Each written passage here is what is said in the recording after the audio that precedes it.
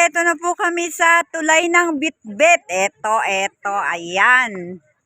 Ayan, nakarating din ang lola nyo. Eto po ang Bitbit, yung tulay, ayan. Ayan, ganyan kataas. Ayan, ganyan kataas. Ayan, napakaganda. Pero bago ka makarating dito,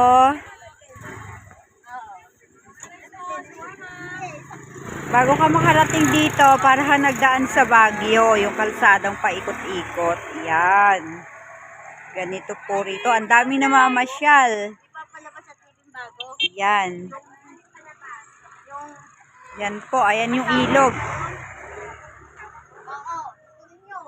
Yan. Ganyan siya kataas.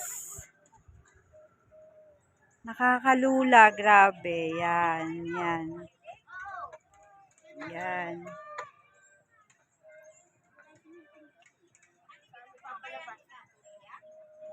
Yan, ganyan siya. Ayan.